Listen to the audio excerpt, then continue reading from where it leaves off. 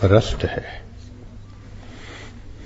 سرپرست کہتے ہیں کہ جو کسی کا ذمہ دار ہو، اس کی تعلیم دلانے کا، اس کی صحت کا خیال رکھنے کا، اس کے کھانے پینے کا، اس کے نفع اور نقصان کا جو ذمہ دار ہو اس کو سرپرست کہتے ہیں.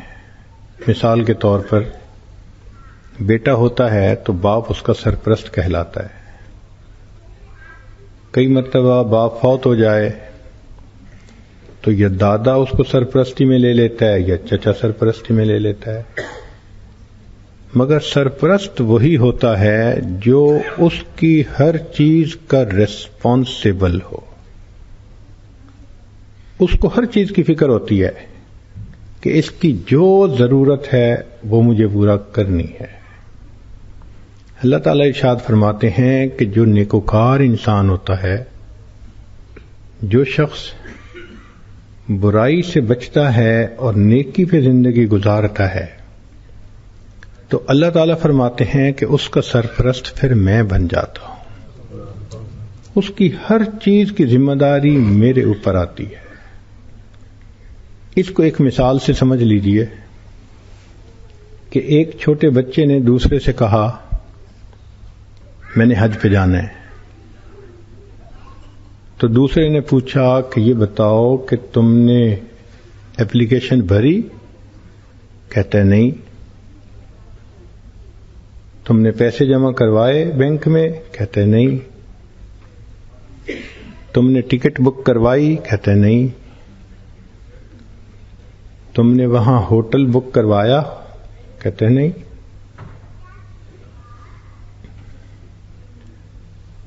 تو وہ حیران ہو کے پوچھتا ہے کہ نہ تم نے پیسے بھرے، نہ اپلیکیشن دی، نہ ٹکٹ بک کروائی، نہ کوئی ہوٹل کی بکنگ ہوئی، تو تم میاں حج کرنا جانتے بھی نہیں، تو حج کیسے کرو گے؟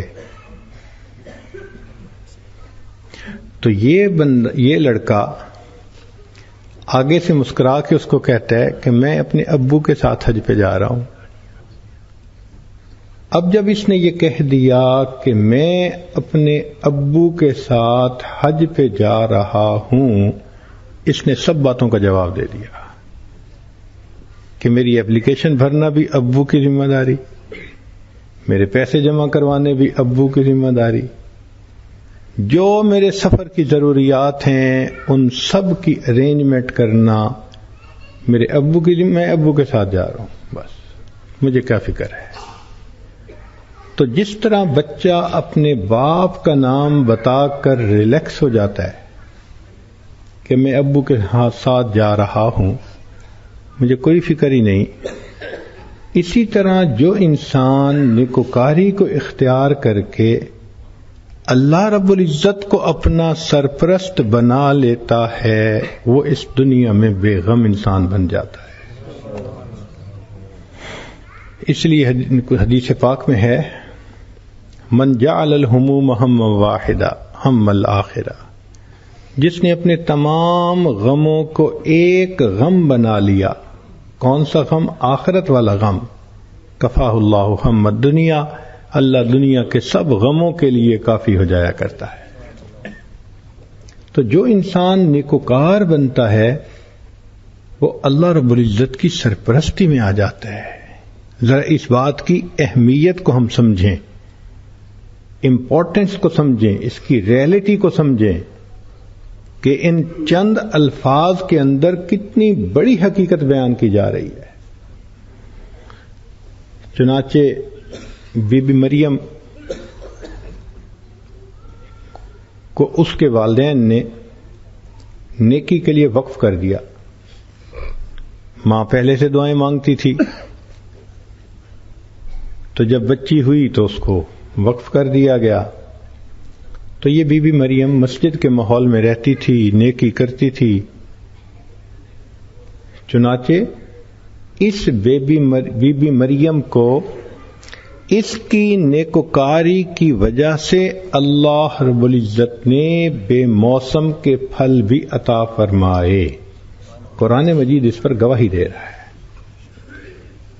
کلما دخل علیہا زکریا المحراب وجد عندہا رزقا. تو بے موسم کے پھل کھاتی تھی.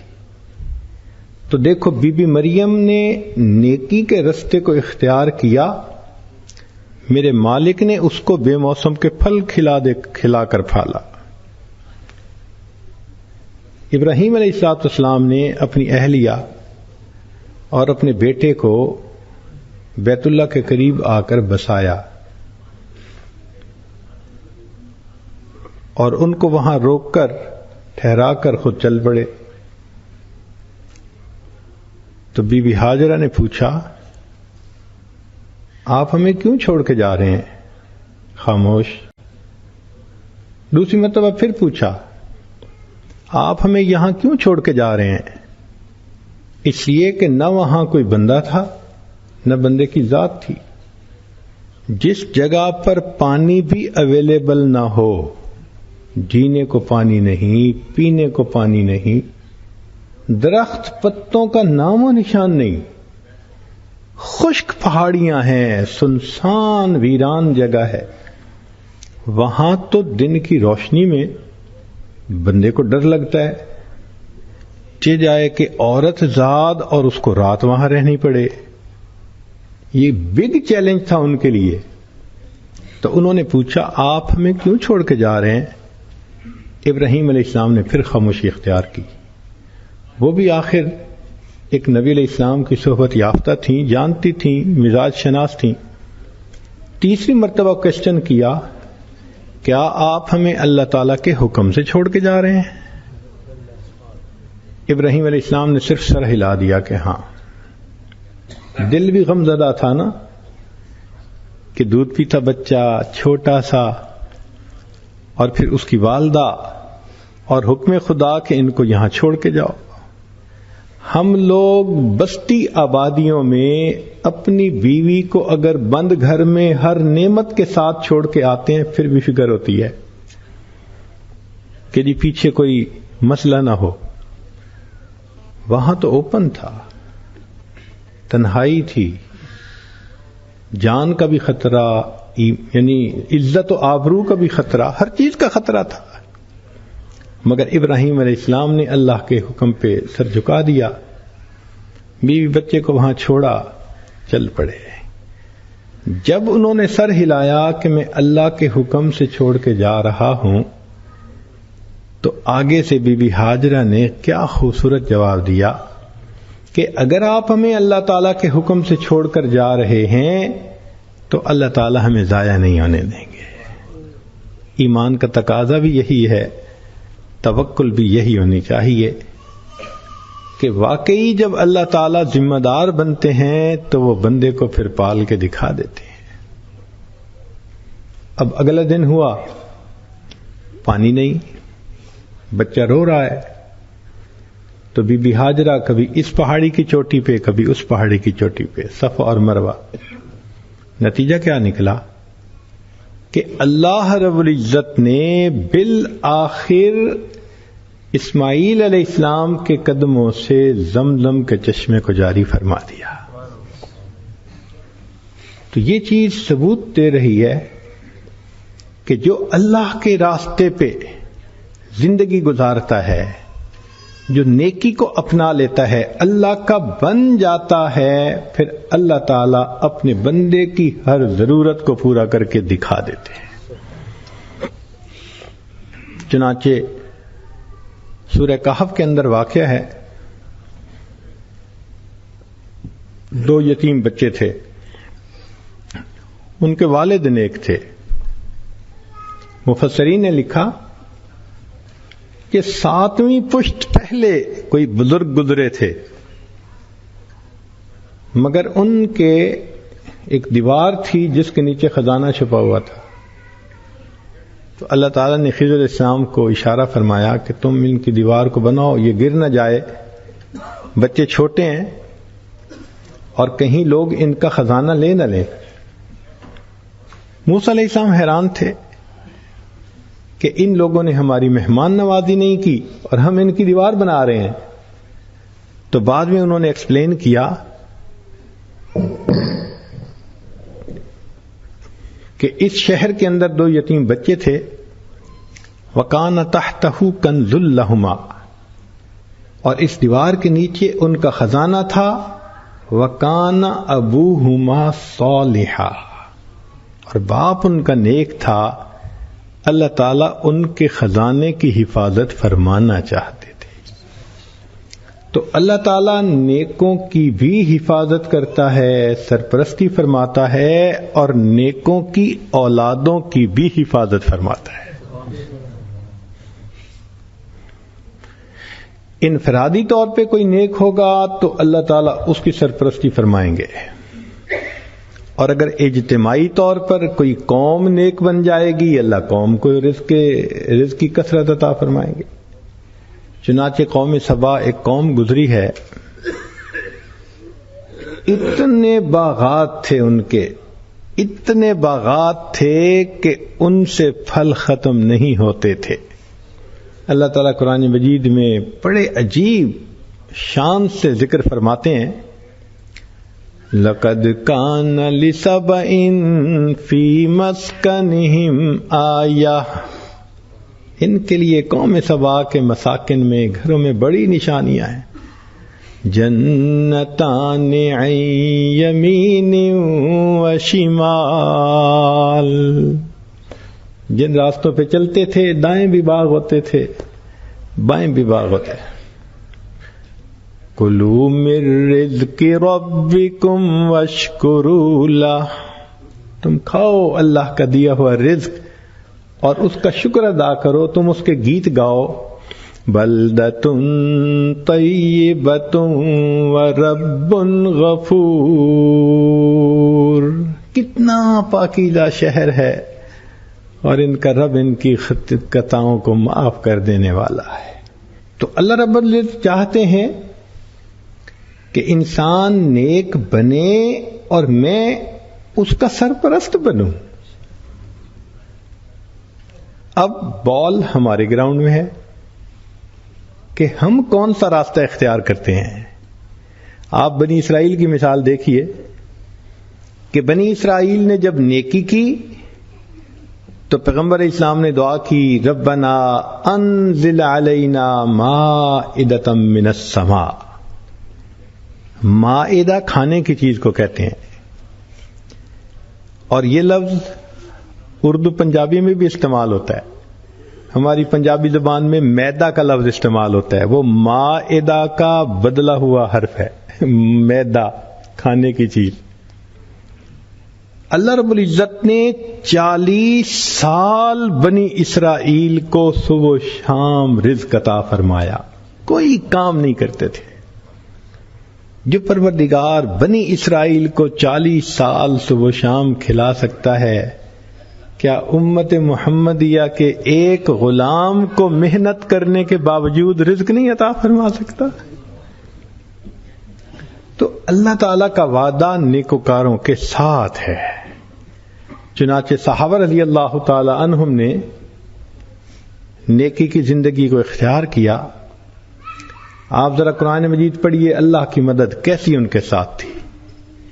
اللہ تعالی ارشاد فرماتے ہیں، وَاذْكُرُوا، تم یاد کرو اس وقت کو، اذ انتم قلیل، جب تم ابتدائے اسلام میں تھوڑے سے تھے، مستضعفون فی الارض، زمین میں کمزور تھے، تخافون، تم ڈرتے تھے، ان یتخطفکم الناس، کہ انسان تمہیں کہیں اچک نہ لے، فآواکم، اس نے تمہیں ٹھکانہ دیا، وَأَيَّدَكُمْ بِنَصْرِهِ، اپنی مدد سے اس نے تمہیں مضبوط کیا، وَرَزَقَكُمْ مِنَ الطَّيِّبَاتِ، کھانے کو اس نے تمہیں پاکیزہ غذا دی، لَعَلَّكُمْ تَشْكُرُونَ، تاکہ تم اللہ کا شکر ادا کر سکو. تو اللہ تعالیٰ تو ہر نیک بندے کی سرپرستی فرماتے ہیں. انفرادی طور پہ نیک بنے گا تو انفرادی سرپرستی ہوگی، اجتماعی طور پہ کوئی قوم ہی نیک بن جائے گی، اللہ پوری قوم کی حفاظت فرمائیں گے. تو یہ ایک قاعدہ کلیہ ہے جو اللہ رب العزت نے قرآن مجید کے اندر مینشن کر دیا ہے۔ اب ہم ذرا قریب کی مثالیں دیکھتے ہیں۔ عمر بن عبد العزیز رحمۃ اللہ علیہ اللہ کے ایک نیک بندے، اپنے وقت کے خلیفہ تھے، چیف ایگزیکٹو تھے مسلمانوں کے۔ ان کے 11 بیٹے تھے۔ اب 11 بیٹوں میں انہوں نے بیت المال کا کوئی پیسہ خرچ نہیں کیا، لہذا وہ بہت تنگ دستی کی زندگی تھی ان کی۔ اتنی تنگ دستی کی زندگی گزارتے تھے کہ ایک مرتبہ انہوں نے بیٹی کو آواز دی کسی کام کے لیے، تو آنے میں دیر لگی، تو دوسری مرتبہ انہوں نے ذرا سختی سے آواز دی، کیوں نہیں آ رہی؟ تو بیٹی کی جگہ بیوی آ گئی، جی کوئی کام ہے تو مجھے بتا دیں۔ تو عمر بن عبد العزیز رحمۃ اللہ نے پوچھا کہ وہ کیوں نہیں آ رہی؟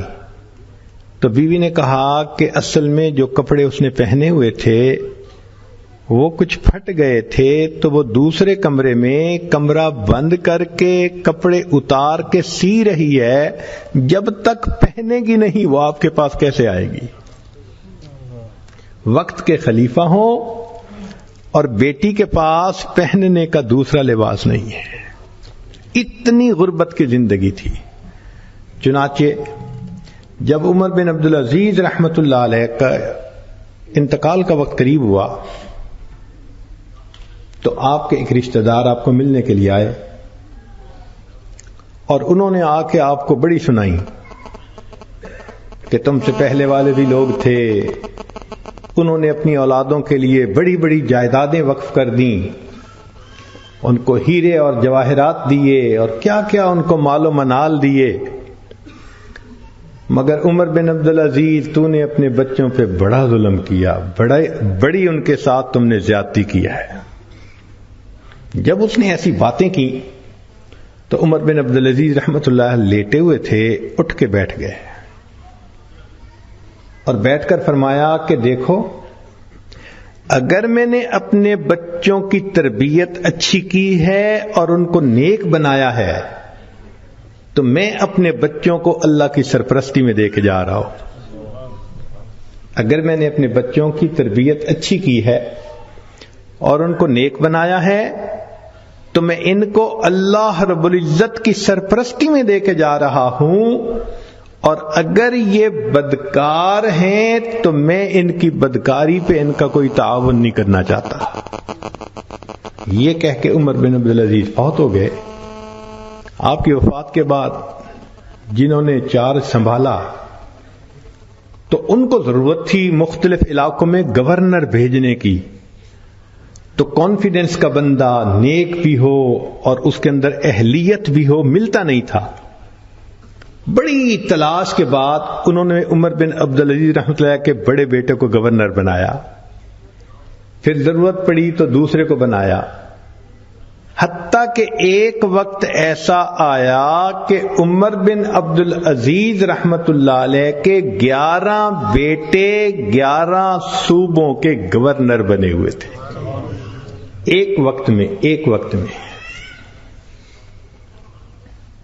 والد جا رہے ہیں، پیچھے ہے کچھ نہ ظاہر میں، مگر انہوں نے اولاد کو نیک بنا دیا تھا، اور جب نیک بنا دیا تو ان کو اللہ کی سرپرستی میں دے دیا۔ اللہ نے ان کے لیے یوں دروازے کھولے کہ ایک باپ کے 11 بیٹے 11 صوبوں کے گورنر ایک وقت میں بنے ہوئے تھے۔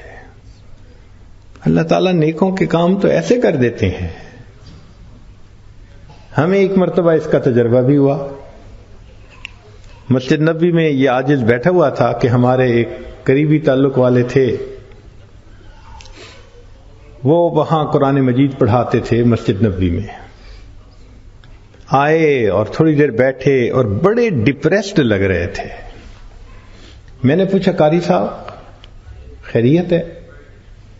کہنے لگے جی بس کیا بتاؤں کہ آج میں بہت زیادہ پریشان ہوں۔ کیا ہوا؟ کہنے لگے کہ اللہ تعالیٰ نے مجھے کثیر الاولاد بنایا ہے، 9 بیٹے ہیں، کچھ بیٹیاں بھی ہیں، لیکن میں اکیلا کمانے والا ہوں. چھوٹا سا گھر ہے اور ہم 11 بندے اس میں رہتے ہیں. 3 یا 4 کمروں میں 11 بندے رہتے ہیں. پہلے تو بچے چھوٹے تھے تو گزارا ہوتا رہا. اب ماشاءاللہ بچے جوان ہو گئے ہیں. میں نے اپنے سارے بچوں کو دین پڑھایا. کوئی مفتی بنا، کوئی عالم بنا، کوئی قاری بنا، سب کو اسی لائن پہ لگایا. اب میرا بڑا بیٹا جو پڑھ کے مفتی بن چکا ہے، شادی کی عمر کو پہنچ گیا، لیکن میں اس کی منگنی کہاں کروں؟ اول تو کوئی رشتہ ہی نہیں دے گا کہ اس کی آمدنی کا کوئی اتنا بڑا ذریعہ نہیں، اور اگر رشتہ مل بھی جائے تو میں اپنے گھر میں اپنے بچے کو الگ کمرہ نہیں دے سکتا. تو ہم کیا کریں؟ تو آج میرا ایک پرانا دوست آ گیا، اس نے مجھے بڑی سنائی، بس تو ملونٹا بن گیا، تجھے عقل نہیں، سمجھ نہیں، تیرے 9 بیٹے، تو 2-3 کو مولوی بنا دیتا، کسی کو ڈاکٹر بناتا، کسی کو انجینئر بناتا. آج تیرے ساتھ کندھے سے کندھا ملا کے کھڑے ہوتے ہیں. آج اور بھی سورس آف انکم ہوتا تیرے پاس. کیا نشہ تھا دین کا، تو نے سب کو ملا بنا دیا. اب جاؤ ڈھونڈو رشتے. کہنے لگے کہ اس میرے دوست نے اتنی باتیں کی کہ میں واقعی آج ڈپریس ہو گیا ہوں کہ وسائل ہیں نہیں، بندے اتنے ہیں گھر میں. میں نے انہیں کہا کہ آپ فکر نہ کریں، وَهُوَ يَتَوَلَّى الصَّالِحِينَ، اللہ نیکوکاروں کا سرپرست ہے. آپ اللہ کی سرپرستی میں ہیں، فکر کیوں کرتے ہیں؟ چلے آئیں، معاجہ شریف پہ ہم نے حاضری دینی ہے، سلام بھی پڑھیں گے، پھر آپ کے لیے دعا بھی کریں گے.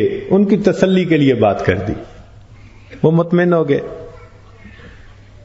سلام کے بعد جب ہم نے دعا کی، باہر نکلے تو مجھے کہنے لگے جی کل میری بیوی نے ایک گھر رشتہ مانگنے کے لیے جانا ہے، دعا کرو کہ رشتے والے ہاں کر دیں. تو بہت اچھا. اگلے دن عشاء کی نماز کے بعد ہم بیٹھے تھے تو جناب ہم نے قاری صاحب کو دیکھا، جھومتے ہوئے آ رہے تھے اور ہاتھ میں بھی کچھ پکڑا ہوا تھا. تو مسکرا کے کہنے لگے حضرت جی ہو گیا ہو گیا ہو گیا. کیا ہو گیا؟ کہنے لگے جی مٹھائی لایا ہوں، کام ہو گیا کام ہو گیا. ہم نے کہا کیسے؟ اب ذرا سٹوری سنیے. کہنے لگے کہ ایک پاکستانی انجینئر تھے، نیک انسان تھے، ان کی بیٹی تھی، جوان العمر تھی، مگر انجینئر صاحب کا ایکسیڈنٹ میں انتقال ہو گیا اور بیوہ اپنی بڑی بیٹی کی شادی کرنا چاہتی تھی. ہمیں پتا چلا کہ بچی خوبصورت بھی ہے، خوبصیرت بھی ہے، لکھی پڑھی بھی ہے. تو ہم نے کہا ہم بھی ٹرائی کرتے ہیں. میں اپنی بیوی کو لے کے گیا، بڑا سمجھایا، اگر وہ پوچھے نوکری کیا تو یہ بتانا، اگر پوچھے رہیں گے کیا تو یہ بتانا. بڑا سمجھا بجھا کے لے کے گیا. کہنے لگے کہ کوئی 4-5 منٹ مشکل سے میری بیوی اندر گئی ہوگی کہ اس نے پیغام بھیجا میں آپ سے بات کرنا چاہتی ہوں. تو مجھے تو شروع میں نا ایک صدمہ ہوا. میں نے کہا انہوں نے ریجیکٹ کر دیا. 5 منٹ میں جو کہے جاؤ تو اس کا مطلب ریجیکٹ کر دیا. لیکن میں نے بیوی سے پوچھا. کہنے لگے بیوی تو نروس سی تھی، کہنے لگی ہو گیا ہو گیا. میں نے کہا کیا؟ کہنے سب کا ہو گیا سب کا ہو گیا. پوچھا بھئی بتاؤ تو صحیح کیا ہوا؟ کہنے لگی جی کہ وہ بیوہ بہت نیک تھی اور کہنے لگی کہ مجھے میرے خاوند نے یہ وصیت کی تھی کہ میں نے اپنی اولاد کو نیکی کی زندگی سکھائی ہے، جب موقع ہوا میں اپنی بچیوں کی شادی کسی نیک بندے سے ہی کروں گا. تو چونکہ اس کی وصیت تھی تو اس بیوہ کی نیت یہی تھی کہ میں نے نیک بندے سے بیٹی کا رشتہ کرنا ہے. تو بیوی کہنے لگی کہ اس کی بچیاں اتنی خوبصورت تھیں، پھول سے بھی بڑھ کے خوبصورت تھیں، اور بڑی بچی کو دیکھ کے تو مجھے لگا کہ ایسی بھی خوبصورت بچیاں اللہ نے پیدا کی ہیں، تو میں نے ہمت کر کے رشتہ بتا دیا۔ 2 منٹ کے اندر کہنے لگے کہ پتہ چلا کہ اللہ نے مجھے دیے 9 بیٹے اور اس کو اللہ نے دی تھی 9 بیٹیاں، اور اس کی ہر بیٹی میرے ہر بیٹے سے 2-2 سال چھوٹی بنتی تھی۔ بس ہم نے 2-3 منٹ میں 9 رشتے آپس میں کر دیے۔ وَهُوَ يَتَوَلَّى الصَّالِحِينَ، وہ اللہ نیکوکاروں کا سرپرست ہے۔ ایک بچی کا رشتہ کرتے لوگوں کی جوتیاں گھس جاتی ہیں، اور یہاں 2 منٹ کے اندر اللہ تعالیٰ 9 بچوں کے رشتے 9 خوبصورت بچیوں کے ساتھ فائنل کروا دیتا ہے۔ اور وہی ہوا کہ بعد میں انہوں نے ایک بچے کا رشتہ کیا، پھر دوسرا جوان ہوا تو بیٹی سے دوسری کا رشتہ، پھر تیسرے کا، چوتھے کا۔ ایک دن میں اللہ نے سارے مسئلے کو ختم ہی فرما دیا۔ تو جو بندہ نیک بنتا ہے، یہ ذہن میں رکھیں، اللہ کی سرپرستی میں آ جاتا ہے۔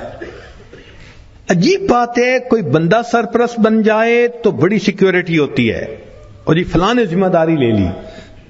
کیا اللہ تعالیٰ کی ذمہ داری پہ اتنا بھی بھروسہ نہیں ہوتا؟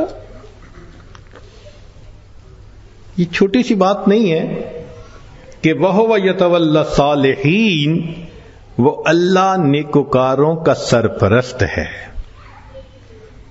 بلکہ مجھے ایک واقعہ یاد آیا ہے، تو بہت ہی عجیب سا، بتاتے بھی شرم آتی ہے، لیکن مضمون سے چونکہ متعلق ہے اور مضمون ذرا کھلے گا تو اس لیے بتا بھی دیتا ہوں۔ ایک مرتبہ جرمنی جانا ہوا، شہر کا نام میں ارادتاً نہیں بتاؤں گا۔ تو وہاں ایک مرتبہ اس عاجز نے کچھ اللہ کی مدد، اللہ کی نصرت کے متعلق بیان کیا۔ بعد میں کھانے کا وقت آ گیا تو کھانے پہ ایک پاکستانی انجینئر صاحب ملے جو وہاں کافی عرصہ سے سیٹلڈ تھے۔ مجھے کہنے لگے جی میں آپ سے ایک بات عرض کروں۔ میں نے کہا کیا؟ کہنے لگے اللہ تعالیٰ مولویوں کی بڑی فیور کرتے ہیں۔ میں نے کہا بات تو سچ ہے۔ اب چونکہ کھانا کھا رہے تھے، پھر وہ کھانا کھانے لگ گئے۔ پھر کچھ دیر کے بعد کہنے لگے جی اللہ تعالیٰ مولویوں کی بڑی فیور کرتے ہیں۔ اب میں نے دیکھوں ظاہر میں کہ وہ تو بے شک نہ داڑھی تھی نہ کچھ تھا، ایک عام جیسے انجینئر کی زندگی ہوتی ہے، ایک خوبصورت نوجوان تھا عام زندگی گزارنے والا۔ جب کھانا ختم ہونے لگا نا تو پھر ذرا میرے وہ قریب ہو کے بیٹھ گیا، پھر کہتا ہے جی اللہ تعالیٰ مولویوں کی بڑی فیور کرتا۔ اب مجھے سمجھ لگی کہ یہ کچھ کہنا چاہتا ہے، لیکن ذرا اس کو وقت چاہیے، علیحدگی چاہیے۔ تو وہ ہم لوگ الگ کرسیوں پہ جا کے بیٹھ گئے۔ میں نے ان سے پوچھا آپ کیا کہنا چاہتے ہیں جو بےتاب ہیں اتنی دیر سے؟ کہتے ہیں جی اپنا واقعہ سنائیں۔ کہنے لگا جی میں نے لاہور سے انجینئرنگ کی، پھر یہاں ایک کمپنی میں میری نوکری لگی، بہترین نوکری، زبردست تنخواہ، اور میں انٹیلیجنٹ بھی بڑا۔ میں پچھلے اتنے سالوں سے اس کمپنی میں نوکری کر رہا۔ ہمارے دفتر میں یہاں کے ماحول کے مطابق مرد بھی انجینئر ہیں، لڑکیاں بھی انجینئر ہیں۔ تو ایک لڑکی انجینئر جرمنی کی، وہ ہماری کولیگ تھی، اتنی خوبصورت تھی کہ دیکھ کے بندہ سوچتا تھا کہ اللہ نے ایسی بھی مخلوق پیدا کی ہے، اور اس کے ساتھ ساتھ اتنی ذہین اور اتنے اچھے اخلاق والی کہ دفتر کے جتنے جوان لڑکے تھے ہر ایک وش کرتا تھا کہ میرے ساتھ اس کا تعلق جڑ جائے۔ جرمن بھی اسی کوشش میں لگے ہوئے تھے، دوسرے بھی کسی کوشش میں، مگر اس کی زندگی بڑی کلین نظر آتی تھی۔ وہ کام کی بات کرتی تھی، جو ذرا کام کی بات کے علاوہ کرتا تھا ایسا جواب دیتی تھی کہ اگلے کو جرت ہی نہیں ہوتی تھی بات کرنے کی۔ ہم لوگ دوپہر کے وقت چھٹی ہوتی تو پھر کھانا کھا لیتے تھے، کمرہ بنا ہوا تھا۔ ایک دن میں نے کھانا نہ کھایا، کہ دوسرے دن کھانا بھی نہ کھایا. تیسرے دن جب میں نے کھانا نہ کھایا تو اس نے مجھ سے پوچھ لیا کہ فلاں آج کل آپ دوپہر میں کھانا نہیں کھا رہے. میں نے کہا اس لیے کہ وہ میں مسلمان ہوں اور ہمارا رمضان المبارک شروع ہو گیا ہے اور میں فاسٹنگ کر رہا ہوں. اس نے کہا یہ کیا ہوتی ہے؟ تو میں نے بتایا روزہ کیا ہوتا ہے. اس کو تھوڑا انٹرسٹ فیل ہوا, کہنے لگا میرے لیے تو بہت ہی اچھا ٹاپک مل گیا. میں نے بھی کھول کھول کے بتایا فاسٹنگ کیا ہوتی ہے, اور اس کے انٹرسٹ کو دیکھ کے کہا اچھا میں باقی باتیں تمہیں کل بتاؤں گا. اگلے دن پھر میں نے اس سے کوئی بات کی, ہماری بات رمضان شریف پہ چلنی شروع ہو گئی, اور وہ بھی اس کھانے کے وقت میں کچھ دیر بیٹھ کے مجھ سے اسلام کے بارے میں کوئی بات سن لیتی. میری کوشش یہ تھی کہ رمضان شریف کے دوران میری بات چیت اتنی شروع ہو جائے کہ کمفرٹیبلی ہم ایک دوسرے سے کمیونیکیٹ کرنے لگ جائیں. جرمن لڑکے مجھے دیکھتے تو وہ مجھ سے بڑے خفا ہوتے, یہ اس کے ساتھ بیٹھ کے کیوں 10 منٹ باتیں کرتا ہے بھائی, جب سے ہم سے 1 منٹ بھی بات نہیں کرتی. خیر رمضان شریف ہونے تک مجھے اتنا اندازہ ہو گیا کہ اس کے ذہن میں اسلام کے بارے میں مزید جاننے کا بھی شوق موجود ہے. تو میں نے کچھ انگریزی کی کتابیں بھی اس کو منگا کے دیں کہ پڑھو, اور میں تو چاہتا تھا اللہ کرے یہ مسلمان بنے, پھر تو ہمارا ہی نمبر لگے گا, چونکہ باقی تو سارے یہاں کافر ہیں. بڑی میری کوشش تھی اور میں بڑے خلوص سے کوشش کر رہا تھا یہ مسلمان بن جائے. کہ اللہ کی شان کہ جو باتیں میں بتا سکتا تھا میں نے بتائیں, اور کچھ باتیں اس کو میں نے کہا کہ بھئی تمہارے قریب اگر کوئی مسجد ہے, وہاں عالم ہے, تو ان سے کوسچن پوچھ لو. 6 مہینے اس لڑکی نے اسلام کو سٹڈی کیا, اور ایک دن آ کے وہ مجھے کہنے لگی کہ کل میں نے کلمہ پڑھ لیا ہے, اور میں نے دیکھا کہ اس نے اپنا سر بھی ڈھکا ہوا تھا. تو یہ اس بات کی دلیل تھی کہ یہ مسلمان بن چکی. میری تو خوشی کے انتہا نہیں تھی. میں نے عشاء کے بعد 10 رکعت شکرانے کے نفل پڑھے کہ یہ مسلمان بن گئی. میں کلیگ بھی ہوں, مسلمان بھی ہوں, اس کے پاس تو کوئی دوسری آپشن ہی نہیں ہے, تو اب میرا کام آسان ہو گیا. اب وہ جب موقع ہوتا نماز بھی پڑھتی, مگر زندگی چلتی رہی. سال میں ہمیں چھٹیاں ملتی تھیں جو اکثر وہاں کے مقامی لوگ یورپ میں ادھر ادھر بیچز پہ گزارا کرتے تھے. بات چلی کہ بھئی اس دفعہ چھٹیوں کا پروگرام کیا ہے. اس نے کہا کہ میرا ارادہ ہے کہ میں اس دفعہ ٹرکی جاؤں گی, سنیں وہاں بہت مسجدیں ہیں اور بہت علماء ہیں, میوزیمز ہیں, تو مجھے ذرا اسلام کو اور زیادہ سٹڈی کرنے کا موقع مل جائے گا. میں نے سوچا ترکی جائے گی تو میرا کیا فائدہ. اب میں نے اس کو آئیڈیا دیا, فوڈ فار تھاٹ. میں نے کہا تمہیں کیا پتا, اصل تو دین پاکستان میں ہے. اتنی مسجدیں ہیں, اتنے یہ علماء ہیں, اتنے فلاں ہیں. اب میں نے ایسی سہانی سٹوری اس کو سنائی کہ اس کو لگا کہ اگر مجھے دین سمجھنا ہے تو شاید وہاں انفارمیشن زیادہ مل سکیں گی. اور ادھر میں نے اپنی امی کو فون بھی کر دیا, امی میں کوشش کر رہا ہوں کہ یہاں سے ایک لڑکی آ جائے پاکستان, بس اس کو پھر آپ شادی کے لیے تیار کرنا, یہ آپ کا کام ہوگا.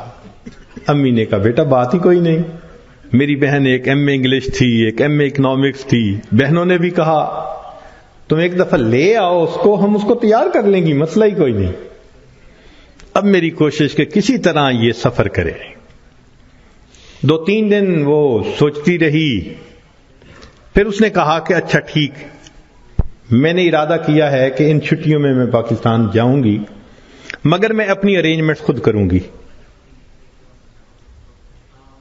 تم فلائٹ نمبر بس بتا دو, کب جا رہے ہو. تو میں نے کہا ٹھیک. اب جس دن میں نے فلائٹ پہ آنا تھا, اور اس نے بھی 2 لفظ کہے تھے کہ ہاں میں بکنگ کروا لوں گی, کہنے لگا کہ میں تو 1 گھنٹے یعنی 3 گھنٹے پہلے پہنچنے کی بجائے 4-5 گھنٹے پہلے پہنچا ہوا تھا. جلدی سے چیک ان کروا کے اب میں تلاش کر رہا تھا کہ کب آئے.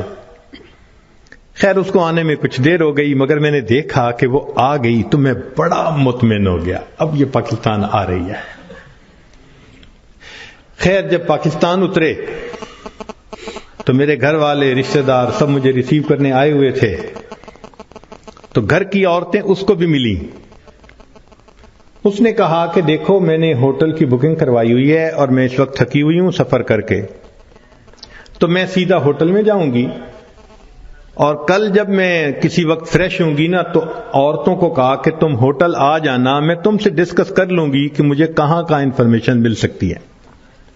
میری بہنیں اس کو دیکھ کے تو حیران ہو گئیں، اور انہوں نے شادی کی ڈیٹ اور پلاننگ وہ بھی شروع کر دی. اگلے دن میری امی گئی اور اس کو کہا کہ بھائی آپ ہوٹل میں کیوں رہتی ہو، ہمارے گھر میں آؤ. اس نے کہا میں ذرا یہاں کمفرٹیبل ہوں. امی نے کہا چلو کھانا کھانے ہی آ جاؤ. اس نے کہا ٹھیک. تو وہ ایک وقت کھانے کے لیے گھر امی کے ساتھ آ گئی. ہمارا گھر ڈیفنس کے اندر اتنا بڑا بہترین محل نما گھر تھا، اور بزنس تھا ہمارا کار ڈیلرشپ تھی. اب جو کار ڈیلر ہو وہ تو کروڑوں پتی ہوتا ہے. چھوٹا بھائی میرا مجھ سے بھی زیادہ خوبصورت نوجوان. خیر میری بہنوں نے بڑی کوشش کی کہ بھئی کسی طرح وہ ہاں کر دے کہ میرے ساتھ اس کی شادی پہ وہ راضی ہے، مگر وہ خاموش ہو جاتی، وہ ہاں نہیں کرتی تھی. پریشانی ہونے لگ گئی، دن گزر رہے ہیں اور ہاں نہیں کر رہی ہے. تو کہنے لگے کہ ایک دن جو ہے امی نے کہا کہ بیٹا اگر تم سے وہ راضی نہیں تو تمہارا چھوٹا بھائی بھی تو ہے، ہم اس کی آپشن دے دیتے ہیں. میں نے کہا ٹھیک ہے کوئی بات نہیں. امی نے چھوٹے بھائی کی آپشن دے دی. وہ سن کے پھر چپ ہو گئی. حتیٰ کہ آدھے سے زیادہ دن گزر گئے.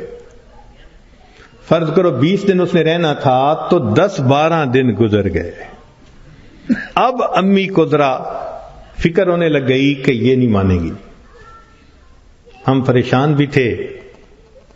اللہ کی شان ایک دن وہ امی کے ساتھ بیٹھی بات چیت کر رہی تھی. کچھ کہنے لگا میرے ایک چچا ہیں، تبلیغی بندے ہیں، سارا دن مسجد میں پڑے رہتے ہیں اور کام ہی کوئی نہیں ان کو. ان کا ایک بیٹا ہے اور اس بیٹے کو انہوں نے جامعہ اشرفیہ سے مولوی بنا دیا. وہ چونکہ میرے امی کے قریبی رشتہ دار ہیں تو وہ نوجوان ہمارے گھر آیا امی کو کوئی چیز دینے کے لیے. تو اس لڑکی کی ذرا دور سے نظر پڑ گئی کہ ایک بندہ ہے، داڑھی والا بھی ہے، ٹوپی بھی ہے اور وضاقتہ بھی دینی ہے. اس نے میری امی سے پوچھ لیا یہ کون ہے؟ اس نے کہا یہ میرے دیور کا بیٹا ہے، عالم ہے. اس نے کہا اچھا میں نے جو کچھ مسئلے پوچھنے تھے وہ میں اس سے پوچھ سکتی ہوں؟ امی نے کہا ہاں. کہنے لگا امی نے وہ مولوی صاحب کو بلا لیا اور وہ مولوی صاحب آ کے یوں نگاہیں نیچی کر کے کھڑے ہو گئے. یہ اس نے 1-2 باتیں پوچھیں، اس نے آگے سے جواب دیا اور جیسے روٹھا ہوا بندہ ہوتا ہے وہ مولوی صاحب چلے گئے. اس نے جاتے ہوئے اس سے پوچھ لیا کہ بھئی اگر کوئی اور بات پوچھنی ہو تو آپ کا ٹیلی فون نمبر. اس نے ٹیلی فون نمبر دے دیا. 1-2 دن ٹیلی فون پہ یہ اس سے بات کرتی رہی. کہنے لگے کہ چوتھے دن ہمیں پتا چلا کہ لڑکی نے اس سے خود بات کی کیا تم مجھ سے نکاح کرنا چاہتے ہو؟ کہنے لگے مولوی صاحب نے جواب دیا میں ابو سے پوچھوں گا. ابو سے پوچھوں گا. اس نے ابو سے پوچھا. ابو نے کہا کہ بیٹا ساری دنیا ان مسلمانوں کے لیے اس کا ملک ہے، اگر تمہارا رزق اللہ نے وہاں لکھا ہے تم دین کی نیت سے جاؤ، اللہ کے دین کا کام کرو وہاں. کہنے لگا لڑکے نے ہاں کر دی. اگلے دن اس نے کیا کیا کہ وہ لڑکے نے اپنے 2-4 رشتہ داروں کو بلا لیا سادگی کے ساتھ نکاح ہو گیا. لڑکی اس کو لے کے اسلام آباد ایمبیسی چلی گئی اور ایمبیسی میں اس نے اپنا سٹیٹس دکھایا, پورا دکھا کے کہا کہ میں آئی تھی چھٹیاں گزارنے, اس کے ساتھ میرا نکاح ہو گیا ہے, کاغذات ہوتے رہیں گے, میں نے ہے 4 دن میں واپس جانا, کیا آپ اس کا ملٹیپل ویزا لگا سکتے ہیں؟ کہنے لگے کونسلر کو اس کی پرسنالٹی, اس کی بات چیت, اس کی نوکری اتنی جسٹیفیکیشن نظر آئی, اس نے چھوٹتے ہی 5 سال کا ملٹیپل ویزا لگا دیا. کہنے لگا چھٹیاں ختم ہونی تھی, وہ لڑکی اپنے وہ جو مولوی صاحب خاوند تھے ان کے ساتھ چلی گئی, محنت میں نے کی, اللہ نے فیور مولوی کی کر دی.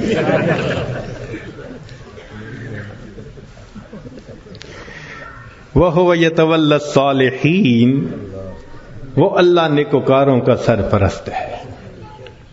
اور یہ 100% سچی بات ہے.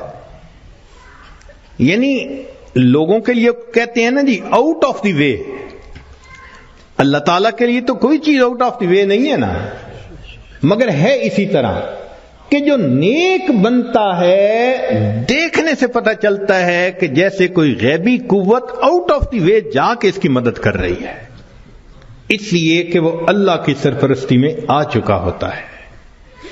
ایسے اللہ تعالیٰ اپنے بندوں کی مدد فرماتے ہیں. ذرا اللہ سے دوستی لگا کے دیکھیں, اس کی سرپرستی میں آ کے دیکھیں, سمجھ پھر لگے گی کہ بندے کی زندگی کتنی سہانی ہو جاتی ہے.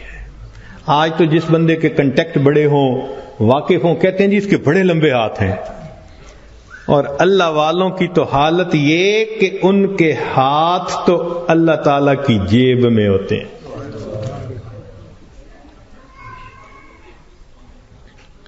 اللہ اپنے بندوں کی کیسے مدد کرتا ہے, ذرا 1-2 واقعات سن لیجئے.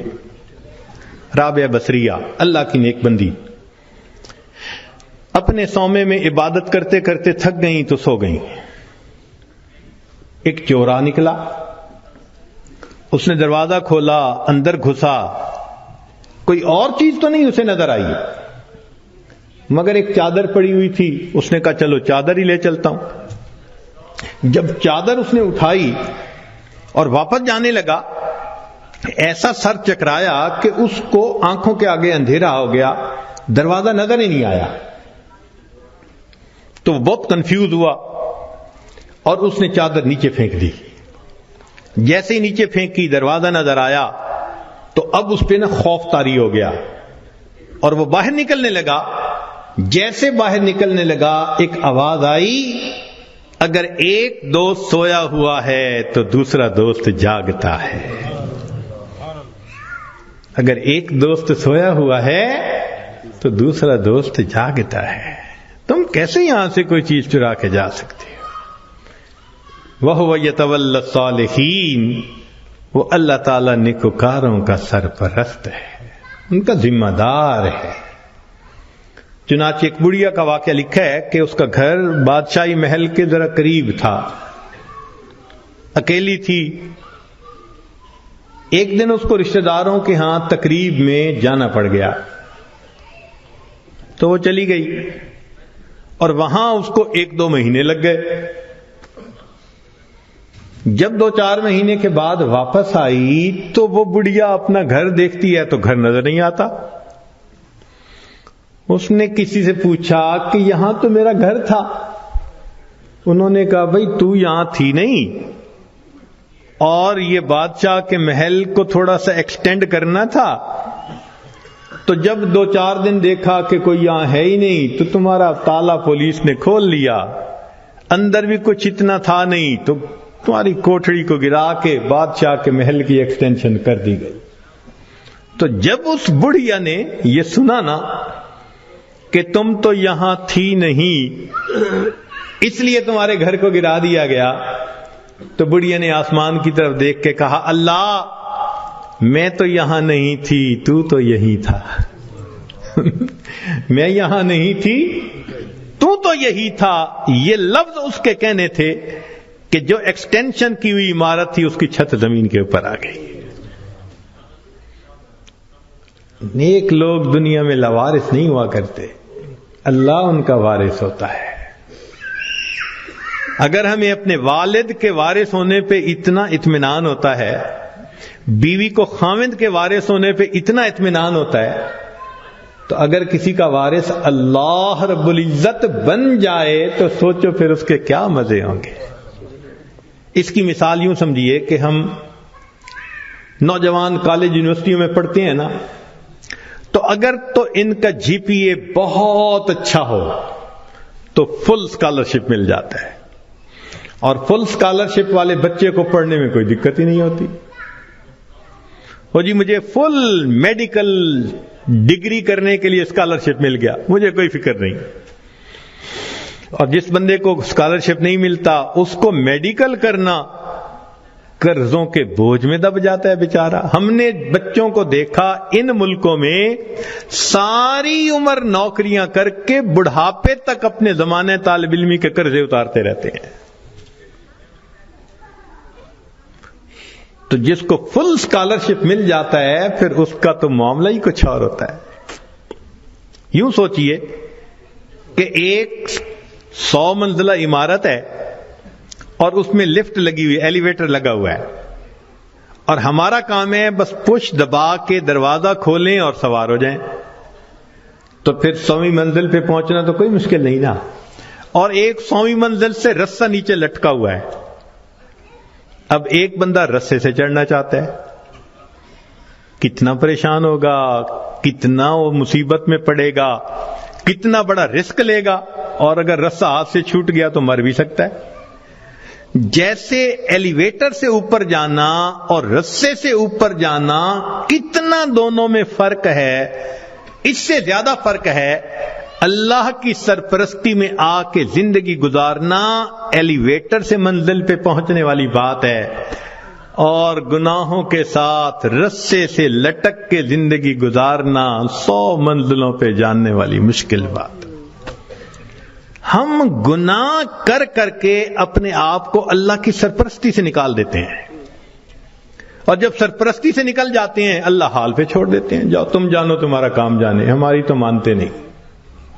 پھر شیطان ہمیں بہکاتا ہے، لوگ بھی دھوکے دیتے ہیں، امیدیں توڑتے ہیں، بندہ دنیا میں دھکے ہی کھاتا پھرتا ہے،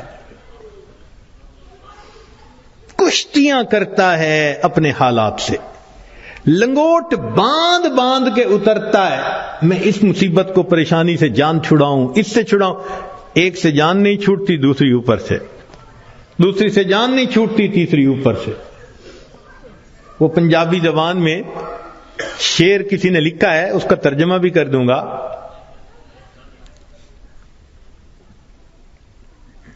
اس دکھی حیاتی دے پینڈیاں وچ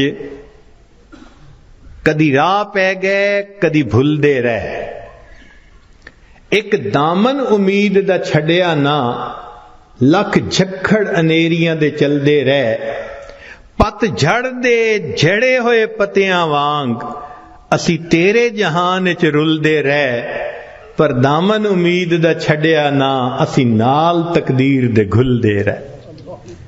جیسے پت جھڑ کے موسم میں خشک پتا ہوتا ہے، کبھی ہوا نے یہاں پھینکا کبھی وہاں پھینکا، اللہ کا سہارا چھوڑ کے بندے کا یہی حال ہوتا ہے۔ تو ایک ہے نیکوکاری کو اختیار کرنا اور اللہ کی سرپرستی میں آ جانا، اللہ ہر کام کو سنوارتے ہیں۔ حدیث پاک میں اے میرے بندے، تو صبح کے وقت اگر میری عبادت کر لیا کر، میں سارا دن تیرے کاموں میں تیری کفایت کروں گا۔ اللہ اکبر، اللہ تعالیٰ ذمہ داری لے رہے ہیں۔ ہم سے فجر کی نماز نہیں پڑھی جاتی، اشراق ہی نہیں پڑھے جاتے۔ ہم سے زیادہ کون پاگل ہوگا کہ جس کے ساتھ اتنا بڑا اللہ نے وعدہ کر لیا اور ہم اس وعدے سے فائدہ نہیں اٹھا پا رہے؟ ایک بچہ بھی ہم سے زیادہ عقل مند کہلائے گا۔ کیوں ہم پریشانیوں کی زندگیوں میں پڑ گئے ہیں؟ اس لیے کہ نفس کی خواہشات پوری کرتے ہیں۔ تو نفس کی خواہشات پوری کر کے، گناہ کر کے اللہ کی سرپرستی میں نکل جانا، یہ کہاں کی عقل مندی ہے؟ اور گناہوں کو کر کے کہاں کا سکون ملتا ہے؟ حضرت مفتی محمد شفیع رحمۃ اللہ علیہ فرمایا کرتے تھے کہ تم جتنا چاہو گناہ کرو، تم جتنا چاہو گناہ کرو، اگر اللہ نے تمہاری اسی زندگی کو دوزخ کی مانند نہ بنا دیا تم میرا نام بدل دینا۔ اور واقعی ایسا ہوتا ہے، جو گناہوں کا راستہ اسی کو دیکھا، اجی مر جاتے تو اچھا تھا۔ اس کا مطلب اتنا تو پریشان ہے نا۔ دنیا کی زندگی ایسے ہوتی ہے جیسے جہنم میں ہوتا ہے وہ بندہ۔ تو گناہوں کے راستے پہ اطمینان نہیں ہے۔ اطمینان، سکون، کامیابیاں، سکھ اگر دیکھا تو وہ نیکی کے راستے پہ دیکھا ہے۔ وَهُوَ يَتَوَلَّى الصَّالِحِينَ، وہ اللہ تعالیٰ نیکوکاروں کا سرپرست ہے۔ اللہ تعالیٰ تو چاہتے ہیں میرے بندے تمہیں میں اتنا دوں کہ تم بس بس کرو، مگر میرے نعمتوں کا شکر ادا کرو۔ ہم نعمتیں لینے کو تو تیار ہیں، شکر کرنے کی فرصت نہیں، نماز پڑھنے کے لیے فرصت نہیں۔ اللہ نے فرمایا کہ تم غیر محرم سے نظر کی حفاظت کرو، میں عبادت میں لذت عطا کروں گا۔ نظر کی حفاظت نہیں ہوتی، دعائیں مانگتے ہیں اللہ نماز کی حضوری عطا فرما دے۔ بھئی نماز کی حضوری کیسے ملے گی جب اس کی شرط ہی پوری نہیں ہوئی؟ جب نگاہوں نے جھکنا ہی نہیں سیکھا تو نماز کی حضوری تو آؤٹ آف کوسچن ہے نا۔ پھر تو ہم سوچیں کہ ہم خود بخود پریشانیوں کے راستوں پہ چل رہے ہیں، کانٹوں کے راستوں پہ چل رہے ہیں اپنے نفس کی خواہشات کی وجہ سے۔ اللہ تعالیٰ اسی لیے اپنے بعض بندوں کو خوب دیتا ہے، کیوں کہ میرا شکر ادا کریں۔ شکر ادا نہیں کرتے، اللہ تعالیٰ لے لیتے ہیں۔ جو پروردگار دینا جانتا ہے وہ پروردگار لینا بھی جانتا ہے۔ پھر کہتے ہیں حضرت صاحب ایک وقت تھا مٹی کو ہاتھ لگاتے تھے سونا بن جاتی تھی، آج تو سونے کو بھی ہاتھ لگاتے ہیں تو مٹی ہو جاتا ہے۔ حالات بدل جاتے ہیں، اس لیے کہ ان کے تقاضوں کو پورا نہیں کیا ہوا ہوتا۔ چنانچہ بنی اسرائیل کے 3 آدمی تھے، ان کا ایک واقعہ عجیب ہے، بڑا سبق آموز ہے۔ ان میں سے پہلے بندے کے پاس ایک آدمی آیا اور اس کو کہا بھئی تمہاری کوئی پریشانی؟ اس نے کہا پریشانی تو بہت ہے۔ کیا؟ اس نے کہا بھئی یہ پھل بہری ہے، یہ جو سفید داغ جسم پہ ہو جاتے ہیں، برس کا مریض ہوں میں، اور میری شکل اتنی بری ہو گئی ہے کہ میں نہ مسجد جا سکتا ہوں نہ کسی کے سامنے بیٹھ سکتا ہوں، لوگوں کو کراہت ہوتی ہے مجھ سے، اور لوگ مجھے نیچی نظر سے دیکھتے ہیں، کم نظر سے دیکھتے ہیں۔ تو ایک تو میری یہ پریشانی ہے کہ برس کی بیماری ختم ہو جائے، اور دوسرا رزق کی بھی بڑی تنگی ہے۔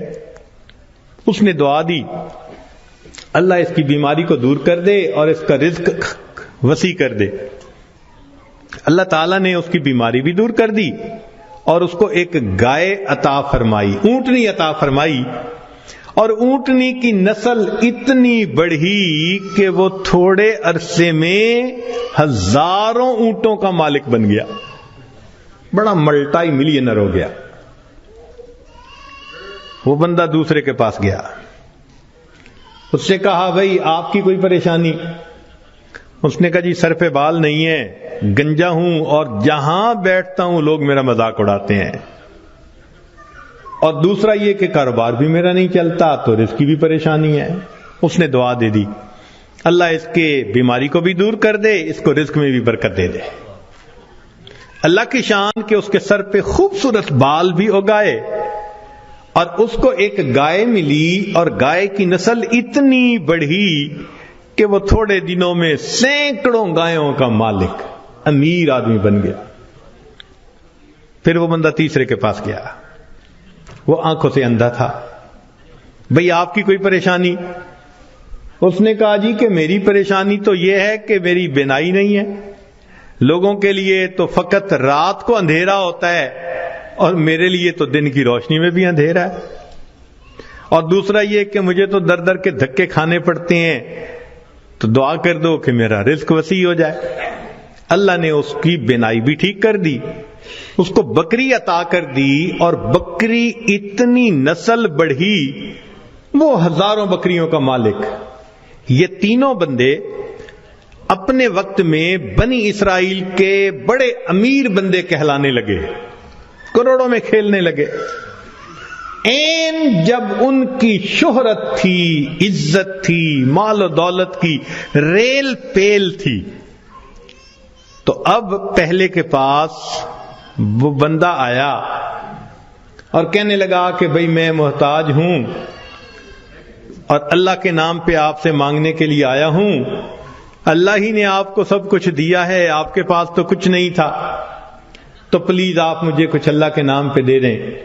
اس کو بڑا غصہ آیا، انہوں نے کہا یہ تم نے کیسی بات کی ہے کہ تمہارے پاس کچھ نہیں تھا؟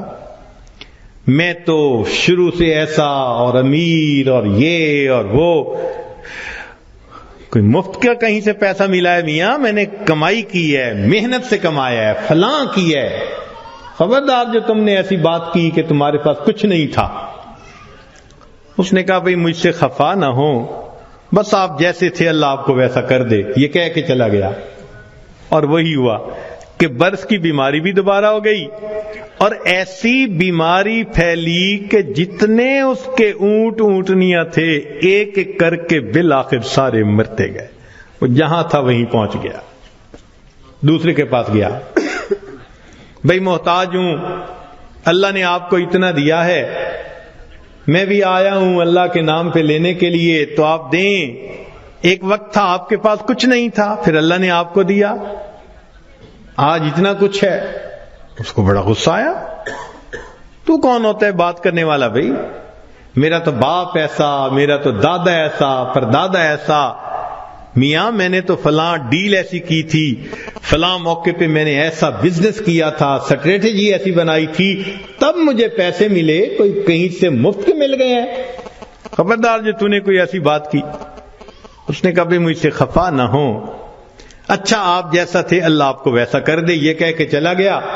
نتیجہ یہ کہ سر کے بال بھی اس کے ختم، اور جتنی گائیں تھیں وہ ساری کی ساری بالآخر مر گئی، جہاں تھا وہیں پہنچ گیا۔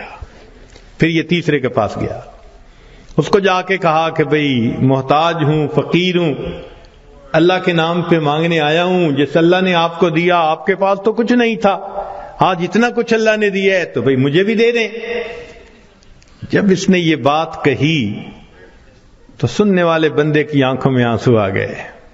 اس نے کہا تم نے بالکل سچ کہا، میں اندھا تھا، در در کے دھکے کھاتا تھا، لوگوں سے بھیک مانگتا تھا، کوئی خدا کا بندہ آیا، اس نے مجھے دعا دی تو اللہ نے میری بینائی بھی ٹھیک کر دی، اور مجھے ایک بکری رب نے دی تھی، پھر اس ایک بکری میں اللہ نے برکت ڈال دی۔ آج تو میاں دو پہاڑوں کے درمیان جتنی بکریاں پھر رہی ہیں یہ ساری میری ہیں، تم آج اللہ کے نام پہ مانگنے آئے ہو، جتنی بکریاں دل چاہتا ہے اس وادی میں سے تم لے کے چلے جاؤ۔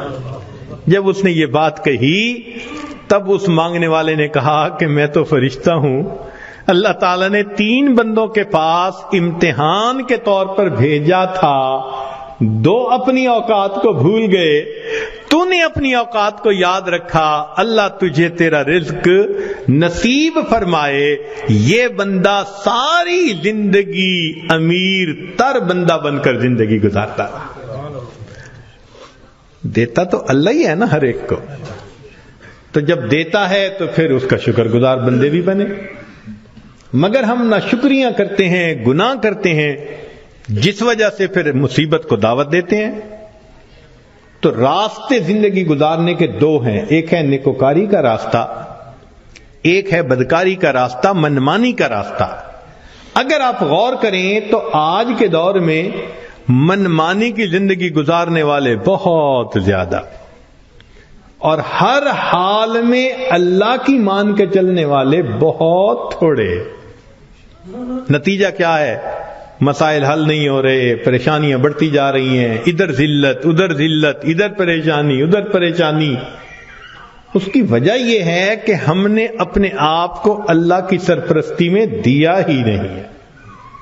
اگر دے دیتے تو دنیا میں اللہ ہمارے تمام غموں کے لیے کافی ہو جاتے.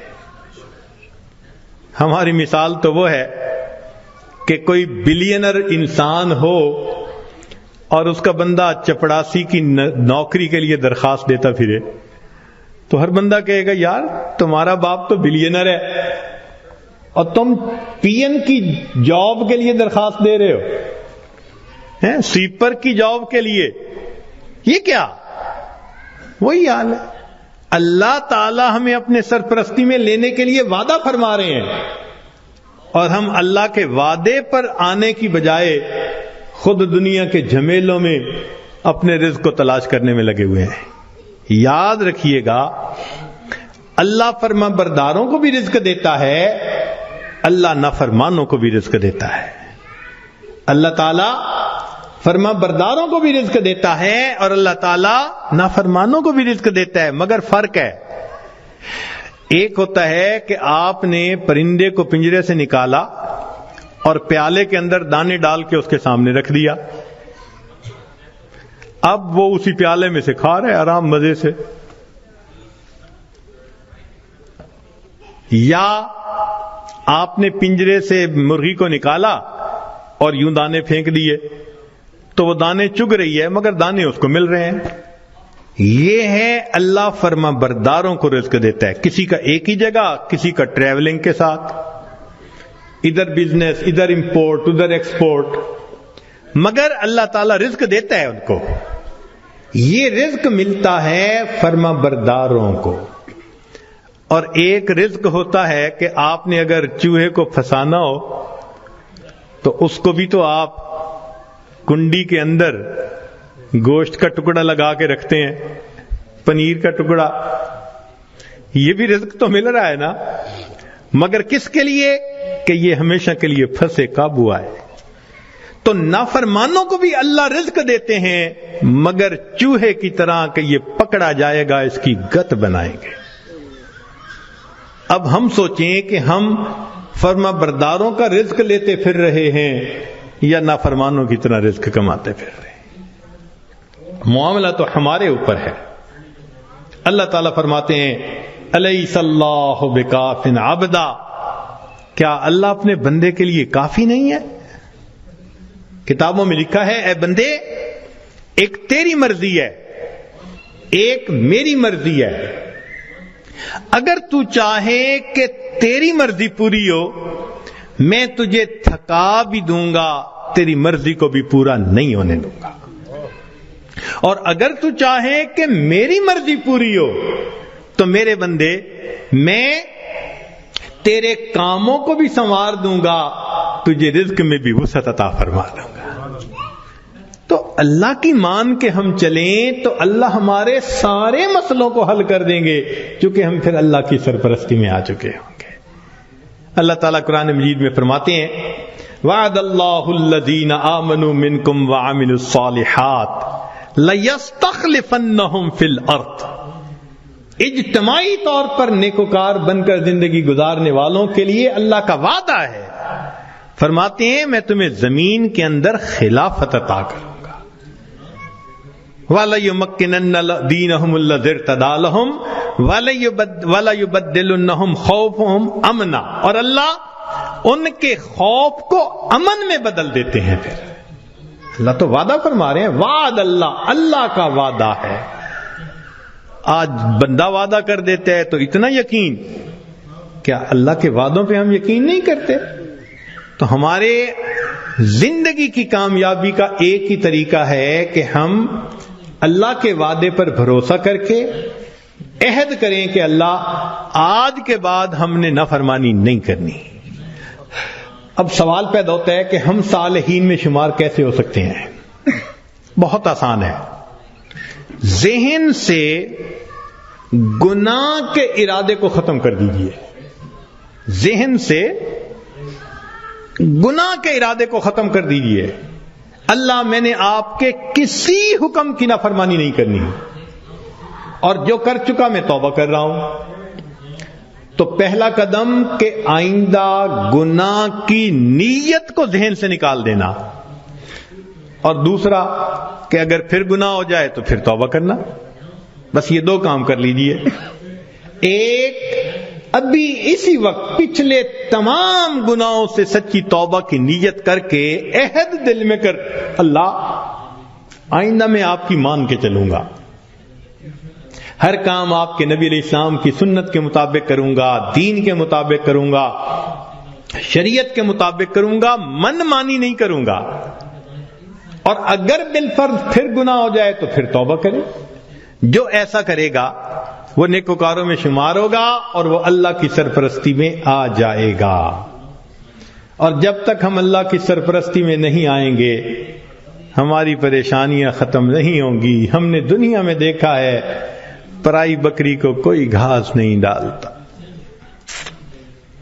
ہم نے کلمہ تو پڑھا نا، تو لیبل تو لگ گیا نا کہ یہ مسلمان ہیں۔ اب اگر اللہ کے در سے بھی کچھ نہ ملے تو کسی اور در سے کیا ملے گا؟ بلکہ ہم نے تو دیکھا ہے کہ جس کتے کے گلے میں پٹے کا نشان ہو نا، اس کو ہر کوئی دھتکار دیتا ہے، جائے اپنے مالک کے دروازے سے کھائے۔ بالکل ہمارا یہی حال ہے، جدھر رخ کرتے ہیں ہمیں دھتکارا جاتا ہے، جاؤ اپنے رب سے مانگو جا کے۔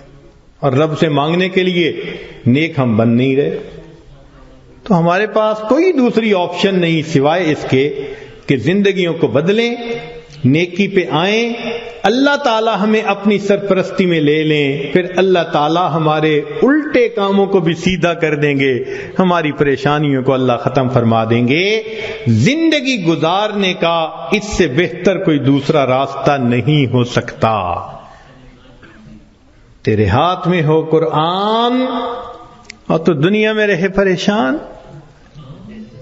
تیرے ہاتھ میں ہو قرآن اور تو دنیا میں رہے ناکام، تیرے ہاتھ میں ہو قرآن اور تو دنیا میں رہے غلام، غلامی نفس کی ہو، شیطان کی ہو یا کسی انسان کی ہو۔ نہ ہمیں کہتا ہے یہ قرآن، اور میرے ماننے والے مسلمان، اقرا وربک الاکرم، تو پڑھ قرآن، تیرا رب کرے گا تیرا اکرام، تیرا رب تجھے عزت و وقار دے گا، تیرے ظاہر و باطن کو نکھار دے گا۔ تو ہم اپنے اللہ کے سامنے اپنے آپ کو سپرد کر دیں، پھر دیکھیں اللہ تعالیٰ کیسے مدد فرماتے ہیں۔ اس لیے تو شاعر نے کہا مومن کے ساتھ غلبے کا وعدہ ہے قرآن میں، تو مومن ہے اور غالب نہیں تو نقص ہے تیرے ایمان میں۔ آج اعمال کا، ایمان کا یہ نقص ہے، ذلت کی زندگی گزارتے ہیں۔ ہم عہد کریں کہ پروردگار عالم آپ کے گھر میں آئے بیٹھے ہیں، بس آپ ہی سے ہم مانگیں گے، اس لیے کہ جو روٹی کا سائل ہوتا ہے ایک دروازے سے نہ ملے پرواہ نہیں، وہ دوسرے پہ چلا جاتا ہے، نہ ملے تیسرے پہ چلا جاتا ہے۔ مسئلہ تو ہمارا ہے جن کے پاس ایک ہی در ہے، دوسرا در نہیں ہے۔ ہم کہیں بھی جائیں گے کچھ نہیں ملے گا تو ہمیں ایک ہی در سے ملنا ہے۔ تنگ دستی کے جو عالم میں گھبراتا ہوں، تنگ دستی کے جو عالم میں گھبراتا ہوں، پردرے غیر پہ جاتے ہوئے کتراتا ہوں، ہاتھ پھیلانے میں محتاج کو غیرت کیسی، شرم آتی ہے کہ بندہ تیرا کہلاتا ہوں۔ اللہ بندہ آپ کا کہلاؤں اور غیر کے در پہ جاؤں، ایمانی غیرت گوارا نہیں کرتی۔ بس اللہ آج توبہ کر لی، تم ہی سے مانگیں گے تم ہی دو گے، تمہارے در سے ہی لو لگی ہے۔ پروردگار عالم ہماری توبہ کو قبول کر لیجئے، ہمارے سرپرست بن جائیے، در در کے دھکے کھانے سے بچا لیجئے۔ مولا گناہ کر کر کے تھک گئے ہیں، بس اب آپ اپنی سرپرستی میں لے لیجئے۔ اور آئندہ نیکوکاری کی زندگی عطا فرما دیجئے. وآخر دعوانا ان الحمد للہ رب العالمین.